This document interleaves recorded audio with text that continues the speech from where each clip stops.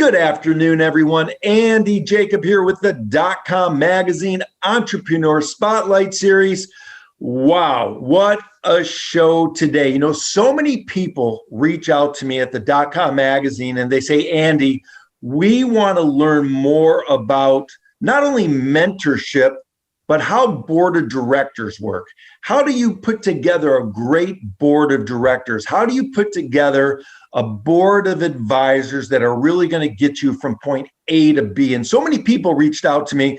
I had to reach out to one of the worldwide leading experts in building a board of directors and building a board of advisors. And what he's been able to do with his company is put together a very specialized platform to do just that, to help companies bring in executive boards much more quickly and efficiently than ever before. His name is Mr. Martin Rowinski, and Martin is the CEO of Boardsi. And wait till you hear about this platform. It's so exciting.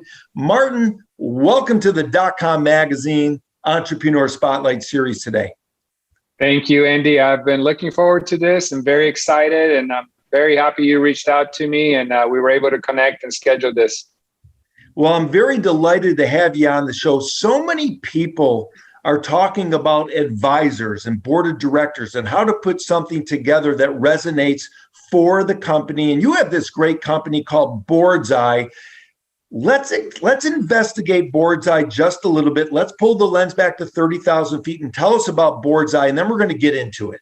Sounds great. Yeah, I mean, simply put, we're basically a network, a very niche network where we have executives that have expressed interest and expressed the fact that they have the time to be able to join a company on a board, whether it's board of advisors or board of directors. Which gives us obviously a running start, knowing that these executives are in search for that. And on the flip side, we obviously talk with companies at all levels, from startups to mid-range, all the way to publicly traded companies that basically come to us. And a lot of times they're looking for one advisor. Sometimes they want to build out a board of advisors completely from scratch. And of course, you know, the big topic of diversity is it comes up quite often as well. So yeah. Martin, I love it so much. So let's take a look at both ends of the spectrum to begin with. And you've got a new book that's come out. I want to talk about that as well, and so many exciting things. But let's talk, Martin, first of all, about a company that really wants to connect with someone that they can add to their board of directors or board of advisors. What does that journey look like on Boardsi? How do they get into the platform? How do they start looking for potential board of directors or advisors for their company? Absolutely. So we do have a platform, and it is a great tool, but it's not the only tool that we use. So we do have some AI behind the platform that helps us out. We have the platform that basically lists all the different positions that are available that executives can basically apply to. And express their interest. They may be thinking this is a good fit. So that's one solution. The other solution is we have many companies that might not want to be on the platform and might not really say, hey, we're ready. But they might say, if you have this type of an executive that comes through your door, let us know. So that's the other version of it, which is a human-driven version. So we do have teams on both sides, on the business development and, of course, the ones that are talking to executives. And basically what happens is, when we bring on an executive, after we get to know them, they go through an onboarding call. So they first, are interviewed with our team. And then there's their second interview, which is a little bit deeper. And then we, of course, get all their board documents, put their profile together. And then we start looking at what's out there. So if we think that there might be a good fit for a certain type of industry, then we're gonna, nudge those companies that said they might be interested in this type of a person. And then we see what happens. Sometimes we get one or two replies that say, yes, we'd love to set up an interview. And sometimes we don't. So we don't stop. We basically keep going. And eventually, at the end of the day, the thing that I think most people need to understand is it's all about timing. We've had crazy success where a person will come to us and we literally are like, oh my gosh, this is like a perfect executive that we've been looking for 6 months for this company that's been turning people down. And we send them over and they're like, yep, this is the one. And that happens quickly for that person. Of course, that's not a norm.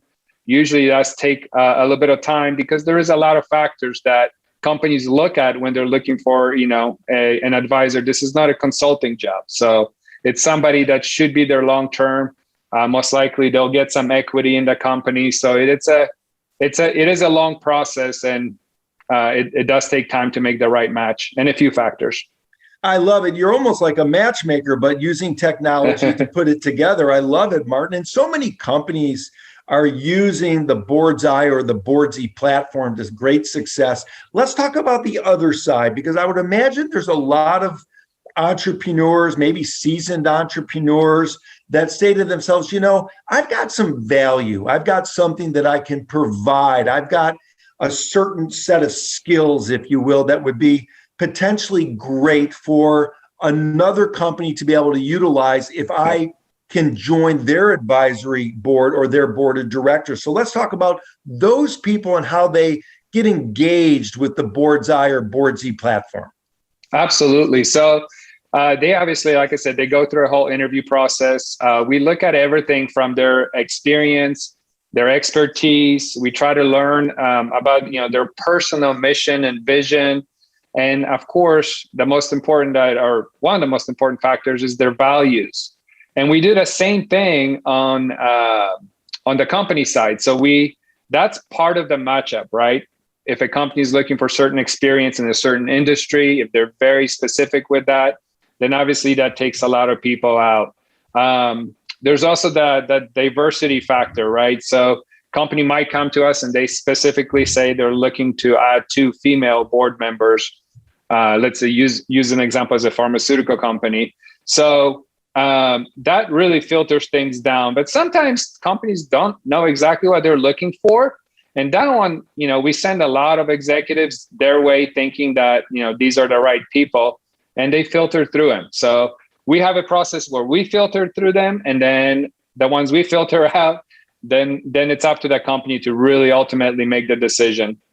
Martin, I love it so much. And you mentioned that this is really a long-term commitment. So many people have the false idea that when they join a board of advisors that it's, a quick, couple week advisory role and then they step away and that's it. But it's really a long-term commitment. And so that's why the people needed to join a board of advisors or a corporate board are so important. So let's talk about that. What's the length of time that an advisor typically sits on a board, or a director typically sits on a board of directors for a company? Yeah, on the director level in a public sector company, I mean, that's, we can all Google and figure out the averages out there, but they're looking at 3-year terms. They do turn those people. People do get comfortable. Companies change and adjust and might have to bring in a different type of a person. Some people, a lot of the board of directors are on the older side. And of course, you got to cycle through that. You got to create diversity. So those are your 3-year terms. On the advisor role, there's really not a set time. What we always tell the companies too, that's really important when you're building a board of advisors, especially in the mid-range level for companies, it's you're really building a pool of people that quite possibly could be one day promoted to board of directors. So if you worked with somebody, say for 2-3 years as a board of advisors, and now your company is ready to possibly go public and they really need to move those people to board of directors, you're not starting over. You've already built this relationship with people that you've been working with. So you know your comfort level, you know who you're working with, you know what they have to bring to the table. So it's a lot easier to, I guess you can say, promote those people to the next level and give them more equity or whatnot. But even on board of advisors, whether they're paid financially by money, or if they're both money and equity, it's usually also vested over time. So there'll be 3-4 years where the equity is vested and they really got to put in the work. And yeah, I mean, it is work. It's not you're not going to go golfing and have a chit chat and get paid or equity. So you got to do some work. This is great, Martin. It's very interesting, and it really resonates with me because we always talk about how at least startup founders, certainly on their entrepreneurial journey, need to surround themselves with people that can give them advice. And absolutely, oftentimes what happens with the younger entrepreneurs, at least, or seasoned entrepreneurs that don't have really their thinking cap on, is they surround themselves with people that only tell them what they think they want to hear. And you mentioned diversity. How important is it to have an advisory staff or an advisory board that actually will give you different viewpoints of the way in which the company should proceed forward, instead of just telling the CEO what they think he or she wants to hear? Yeah, it's funny that you brought up two factors there. One, CEOs tend to, I'm not going to say all of them, but a lot of them have big egos. And I always say that that's not a good thing to have, because you are going to be surrounding yourself with people that feed that ego. Tell me what I want to hear, because if you don't tell me what I want to hear, I don't want to hear it. And you don't get much from that advisor, obviously. It happens with employee, when CEOs have employee meetings and they're maybe throwing out ideas, same thing happens at that level. So yeah, it is important to set your ego aside, and bringing in ideas that are outside the scope of the CEO is the best thing. And that's what diversity causes too. People, and diversity can be at all levels. It's not just female, male, race, age. Age is a huge diversity. If you talk to younger people, they're going to give you ideas that, me, I don't want to age myself, but I'm older. I might not have even thought about it. I don't know how to do social media marketing. That is not my niche. That is a whole new generation. So having diversity on your foundation level at your board of advisors or executives is a key, because that bleeds all the way through to that company. If you start with the correct foundation, then you can build that up from there and hopefully have diversity all throughout the company. Martin, I love it. It makes all the sense to anyone watching the show wanting to build a great board of advisors or a great board of directors. And for the people not quite ready to build that board, it still makes sense to go to Boardsi and check out what's going on, because there's so much to learn on the platform. So if you're in the middle of putting together a board of directors or a board of advisors, or if you're thinking about it, go to the platform and check it out, because it's also filled with a lot of great information. Now, Martin, you've got this book coming out, and it's very interesting. It's called The Corporate Matchmaker, and I love it because really you talk about how to create a robust boardroom. And that's really important. It has to be robust. It has to be people engaged. It has to be people that really care about the mission of the company. So, I know you kind of give away a little bit of a secret sauce in the book, and I don't want to, get so much into it, but can you give us some insight on some of the things that are so important in putting together that right sauce for the board of directors or the board of advisors? Yeah, absolutely. I already mentioned one of the most important things for me, and that is diversity. And, it does create, I don't want to say chaos in the wrong way, it's chaos in the right way. When you have diversity, even at an education level, you might have an entrepreneur that never graduated college, and you might have a Harvard graduate, with a law degree. They're going to bring 100% different ideas. And it doesn't mean that one is right and one is wrong, but I think the best idea may lie somewhere in the middle. So whenever you have a problem, it always creates a solution, but it's always better if you can create multiple solutions. So, and those solutions sometimes can, be driven into a whole, for a business, into a whole different income level. Maybe an idea flows from there where they didn't even think about creating an income stream from something that they just came up with as an idea for a different problem. So you never know what you're going to get with diversity, but if everybody has one thing, and that we already talked about it, personal mission matches up with company mission, vision and the values, and if we all stand behind that, doesn't matter where the diversity is at, if we all stand behind those values, then nothing but good things can happen. That makes sense, Martin. And of course, we have a lot of entrepreneurs watching the show, as you know, that aren't quite ready, let's say, to put together an official board of advisors or board of directors, Martin. So, as you know, one of the preeminent leading experts in the matchmaking with regard to creating this robust boardroom, what kind of advice can you give to the entrepreneurs in their entrepreneurial journey that aren't quite ready to put the official board of directors or official board of advisors together? What should they do? Who should they surround themselves with to at least start thinking about how they can get great advice from people that bring this diversity and this understanding to their company? Yeah, absolutely. So, entrepreneurs are awesome. I mean, I think they're the idea thinkers, they're the idea doers. And I'm sure you've watched Shark Tank. I love that show. And some of the products some of these guys think about, I'm just blown away. And one thing always reminds me when they're in there pitching their product, and it might be the greatest product in the world. And one of the questions that the Shark Tank always asks them is, who's behind this product besides you? That you're the idea guy. You obviously have a great idea, but you're here asking for money. Who's behind the product? Who are your advisors? And time again, I hear no one. Or me and my wife are working on this together. So I think that is another factor for an entrepreneur to keep in mind is if they're at any point, any stage in their company where they're looking for funding, start bringing people on board that can provide you with that can provide that value. Because if you have a product and you're looking for money and in your mind, you're thinking, I just need money to do marketing and distribution. And of course, the next question is, well, how are you going to do distribution? Well, I haven't really figured that out. Well, maybe you should have a logistics advisor on your board, somebody that can really, that's done it before. So I think there is no perfect time to start building a board of advisors, but I think the sooner that you start thinking about it and exploring that idea, the more prepared you will be for the next stage in your company. 100%.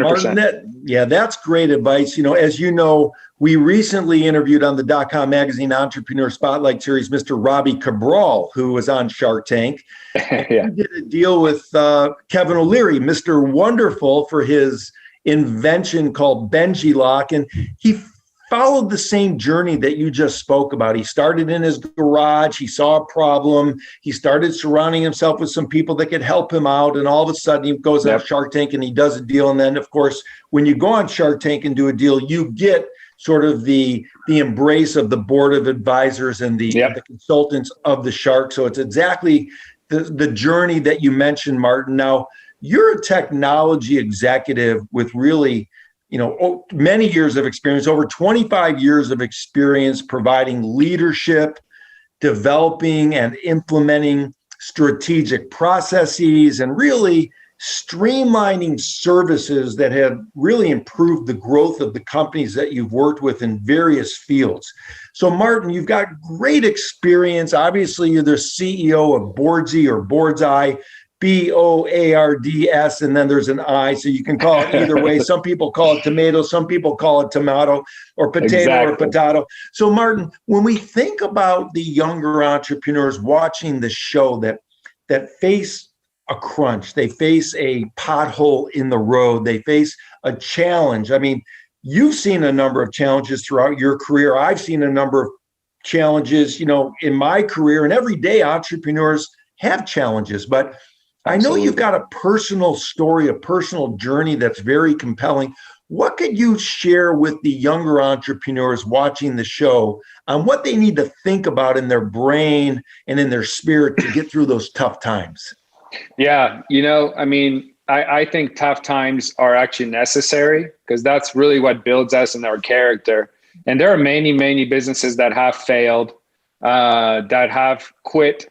And it doesn't mean that it was a failed business. It doesn't mean that it wasn't a great idea. they just hit an objection. They hit a problem that they couldn't solve and couldn't move beyond. They got scared. Maybe they got scared of success. I mean, there's crazy things happening out there. But bottom line is you have to punch and push through that. And you have to vision yourself exactly like you did when you started a company. You know, when you start doing it, you're excited, you're moving forward, and you have to know that you're going to hit speed bumps. You're going to hit big hills. You're going to hit mountains. You're going to hit roadblocks. That doesn't mean you have to stop, turn around, and go back home. You just sometimes means you have to go right and then left again and keep going. So you have to move on. And I think this is why surrounding yourself with a group of advisors is the key, because those people have been there, have done that. They've hit those objections, they've solved those objections, and they've moved on and they've succeeded. Now, if you got that in your back pocket, that's exactly who you need. And I'm only saying that, and I've read many books, and Napoleon Hill is one of my favorites. And, he talks about a mastermind, a group of mastermind, right? Surround yourself with the people. It is the same concept here in 2021. Surround yourself with a group of people that can be there for you, whether it's CFOs that can help you financially, whether it's COOs that can help you with organizations. It's a key to have these people helping you and overcoming so that you don't end up being a quitter.